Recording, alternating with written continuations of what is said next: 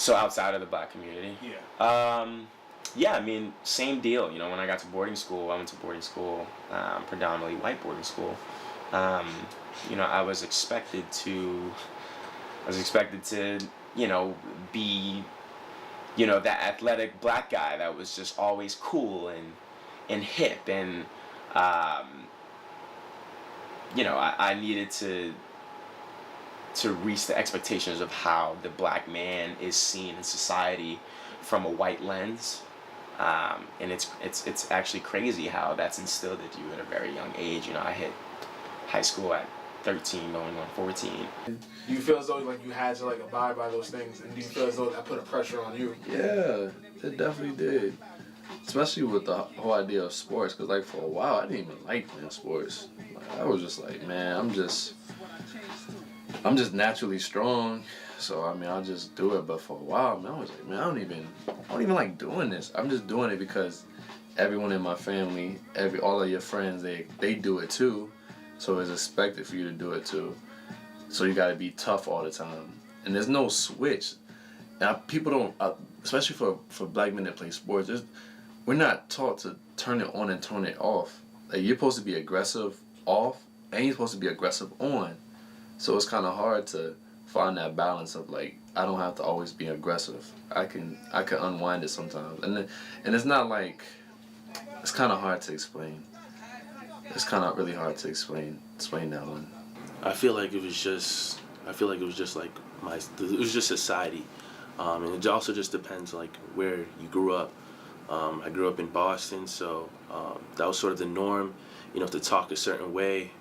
You know, say phrases like "no homo," or like "yo, that's type weird." Just like the way you talk. Yeah, I feel like if you didn't sound that way, like people would look at you funny. There was even some instances where, you know, I'd use like, I guess, bigger vocabulary, and people would look at me like, "Yo, like what? Like you sound kind of white." And I was like, "Wait, what does that mean?" Feel me? But yeah, I mean, there was hanging around a lot of people.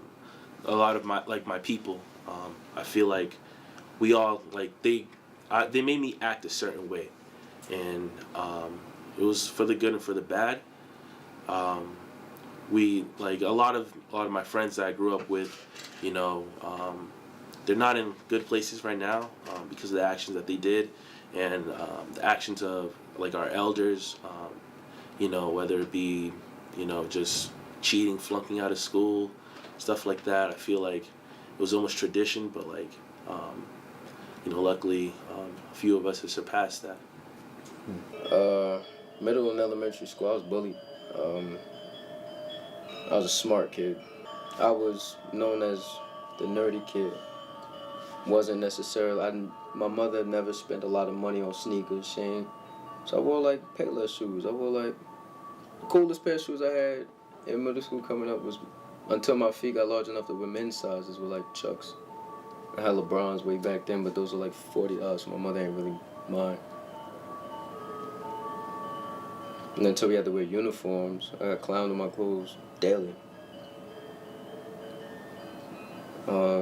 In order to be accepted, you gotta be fresh. You gotta get fresh, you gotta look cool. You gotta have that image. You gotta have a nice cut. I didn't go to the barbershop until I was in 7th grade. My dad used to cut my hair, and I thought it was cool. Like, my dad cuts my hair. That's cool to me. My dad's my freaking hero. These niggas in school, they in school clowning me for my cut. That junk hurt me to the core. I don't even know if it's ever been, for me at least, a conscious decision of like, oh, I'm not going to play hockey. I'm not going to play lacrosse because those aren't black sports.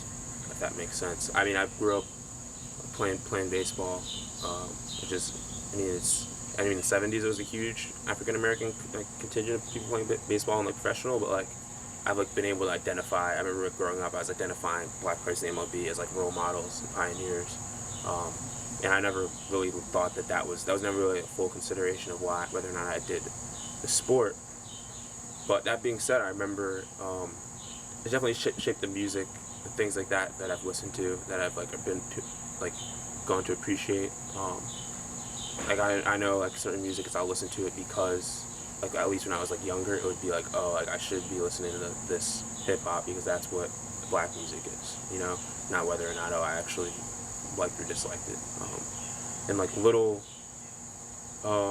things like that was like I was growing out an afro because I was wanting to show that my hair was different, that I was black, you know what I mean? That it was gonna be, I mean, it looked, I liked it. I see you rocking an afro now, so I don't even say anything, but it wasn't like, oh, is this, do I want this haircut or not? It was, oh, you should do this because it's black. I remember one time I got cornrows and everyone was like, you have to keep those look sweet. And I was like, I was looking to have it too, you know, getting earrings, things like that, where it was like trying to fit into that black stereotype. To get like right down to it, I like, as you can see from my shirt and things of that nature, I am like a nerd, and liking like superheroes and liking like comic book things, and like even being a nerd in the sense that like you're really passionate about this type of music you listen to. I didn't always listen to like popular hip hop in the sense, but I always grew up with like Michael Jackson and even like going back to like Motown and things of that nature. So like not being in the veins of like where African American culture crossed with like the pop mainstream, and then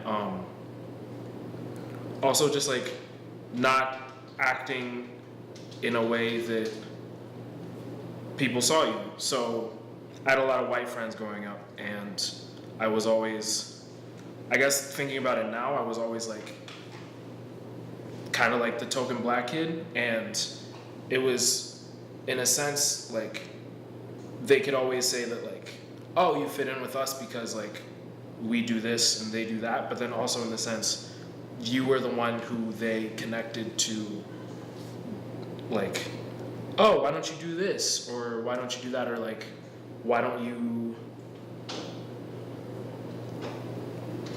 I don't know, why don't you act more black? And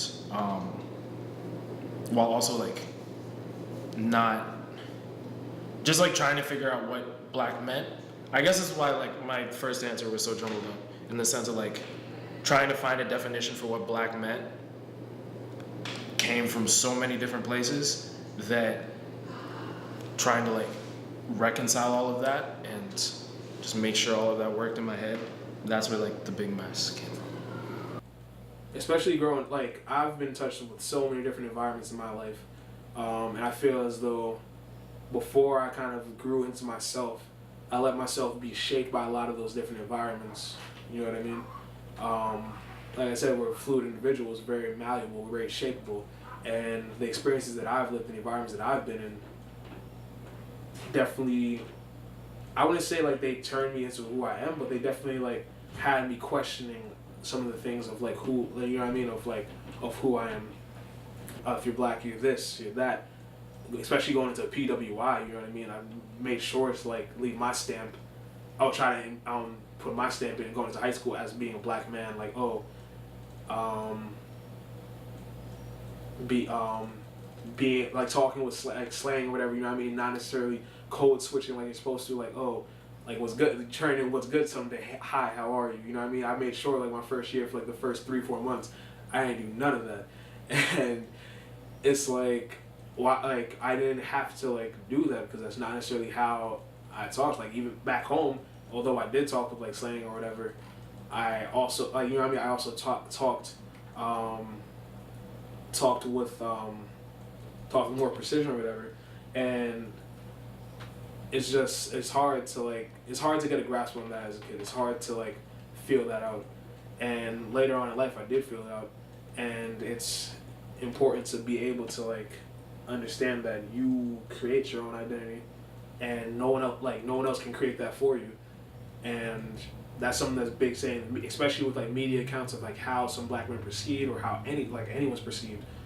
You create your own identity regardless of what another person may or may not say. You are who you are. You are who you choose to be, and it's never too late to choose who you want to be. It's yours. Whose world is this? The world is yours. The world is yours. It's mine, it's mine, it's mine. Whose world is